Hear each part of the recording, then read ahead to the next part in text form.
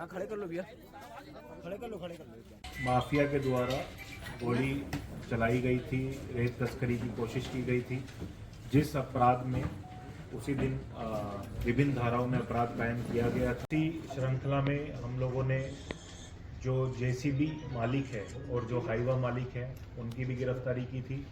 साथ ही साथ जो अतुल तोमर जो एमपी से आया था और जो ये पूरे लोगों को गाड़ी से उतरते हुए 3 लोग भी दिखे थे जो बाहरी लोग थे जिनको गांव वाले पहचान नहीं पाए थे, उन लोगों की भी और बाकी लोग जो इस घटना में संलिप्त थे उन लोगों की तलाश लगातार उसमें जारी है।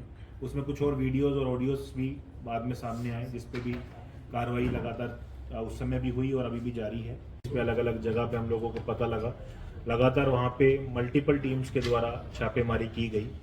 उसमें एक बड़ी सफलता इसी केस में हम लोगों को मिली है जिसमें आज 3 लोगों को और गिरफ्तार किया गया है और इनको विधिवत रिमांड पर भेजा जा रहा है। इसमें जितेंद्र नरोलिया, अमन सिंह परिहार और अभय सिंह तोमर, ये 3 लोग शामिल हैं। और सबसे इम्पोर्टेंट बात यह कि ये तीनों लोग उस वीडियो में भी थे, इसकी भी शिनाख्त हम लोगों के द्वारा कराई भी गई है। इनके पास से हम लोगों को एक वेपन और एक जिंदा कारतूस भी मिला है, इसको भी विधिवत जब्त किया गया है और इसकी बैलिस्टिक जांच भी कराई जाएगी ताकि हम लोगों को जो साइंटिफिक एविडेंस भी इसमें हम लोग कलेक्ट कर सकें। टीम और भी कई जगह पे छापेमारी, जैसे हम बात कर रहे हैं अभी भी हमारी टीम कई जगह छापेमारी कर रही है। जैसा कि आप लोगों को याद होगा इस वीडियोस में गाड़ी भी दिख रही थी, गांव वालों ने भी बताया था इसमें 2 गाड़ियां भी थी, तो उन गाड़ियों की भी खोजबीन और जो बाकी लोग हैं उनकी भी खोजबीन लगातार जारी है और हम लोगों को पूरी उम्मीद है कि जल्द ही हम लोग बाकी लोगों को भी पकड़कर विधिवत अभिरक्षा में लेकर उन्हें न्यायिक रिमांड पर पेश करेंगे। रेत को निकाल के आगे तस्करी करने में जहां अल्टीमेटली बेचा जाना था उसकी जिम्मेदारी उसने ली थी और इसमें क्योंकि गांव वालों की सहमति नहीं थी इसलिए गांव वालों के विरोध को दबाने के लिए इन लोगों ने बाहर से लड़के बुलाए थे, जिसमें ऑलरेडी हम लोग अभी 4 लोगों को गिरफ्तार कर चुके हैं। इन लड़कों की जिम्मेदारी यही थी कि ये लोग जो है रेत निकालने में किसी तरह की अगर कोई आपत्ति करता है तो उसको बलपूर्वक ये लोग रोके और रेत का जो अवैध कारोबार ये लोग करने वाले थे उसको ये बेधड़क करें। इसी प्लानिंग के साथ अभी तक जो सामने इन लोगों ने पूरी जो चीज़ की शुरुआत की थी और उसी के तहत अभी हम लोग कार्रवाई कर रहे हैं। इसमें हमें और लोगों के नाम भी अभी पता लगे हैं जो आप लोगों को बाद धीरे धीरे आप लोगों को पता लगेंगे। अभी हम लोग और क्रिस्टलाइज कर रहे हैं, जैसा कि आपको पता अगर ज़रूरत पड़ेगी तो अभी हम इसमें दोबारा पुलिस रिमांड और भी लेंगे ताकि जो हमारे इन्वेस्टिगेशन के तथ्य हम उनको और पुख्ता कर सकें। और यूपी पुलिस से भी हम लोग बातचीत कर रहे हैं जहाँ पे इनकी ज़्यादा गतिविधि सुनने को मिली, खासकर एमपी, और वहाँ का भी हमने जानकारी मंगाई है। उनकी तरफ से भी जानकारी मिलेगी तो और पुख्ता जानकारी हम दे पाएंगे, बट उनको भी अग्रिम जांच तक प्रेस क्लब से शायद सदस्यता हटा दिया था, तो वो पैरेलल एक्टिविटी है। और कितने लोगों की संलग्नता होगी सर? देखिए अभी तक हम लोगों को कम से कम 2 से 3 लोगों की और संलिप्तता समझ आ रही है। नाम अभी मैं डिस्क्लोज नहीं कर पाऊंगा क्योंकि हमें और पुख्ता करना पड़ेगा, लेकिन ये नाम बढ़ भी सकते हैं। अभी जैसा कि मैंने नहीं देखिए 2 अलग अलग चीजों को आप कंफ्यूज कर रहे हैं। हमें अभी भी वही बात बोला कि अभी भी वो गाड़ी जब्ती नहीं हुई है। 2 गाड़ी, एक गाड़ी का नंबर आया था उन वीडियो में जो गांव वालों ने शेयर की थी और एक और गाड़ी थी, एक ग्रे कलर की गाड़ी थी, एक व्हाइट कलर की गाड़ी थी, जैसा कि आपको याद होगा।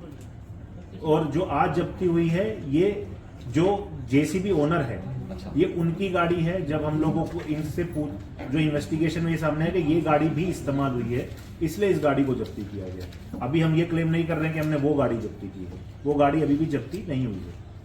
एक जगह जाके इन्होंने अपने फोन बंद कर दिए और फिर अलग अलग डायरेक्शन में लोग भाग गए और फिर उसके बाद विवेचना में हम लोगों को जैसे जैसे तोमर गिरफ्तार हुआ था, ये उसका छोटा भाई, ये क्या नाम है, अमन, ये अमन है और ये जितेंद्र जीतू।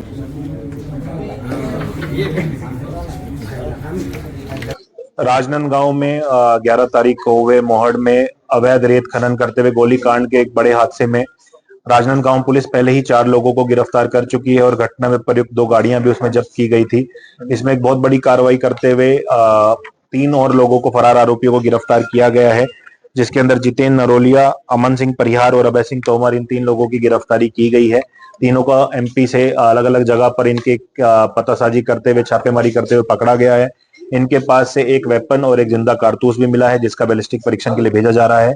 साथ ही साथ चूंकि इन लोगों की गिरफ्तारी के बाद जब हम लोगों ने इन लोगों से पूछताछ की तो कुछ और साक्ष्य सामने आए, जिसके बेस पर हम लोगों ने पुलिस रिमांड जो पहले से गिरफ्तार अभिनव तिवारी और अतुल तोमर थी उनकी ली, और उसके बाद हमें कुछ और साक्ष्य मिले, जिसके बेस पे अभिनव तिवारी की गाड़ी एमजी हेक्टर को भी हम लोगों ने आज जब्त किया है।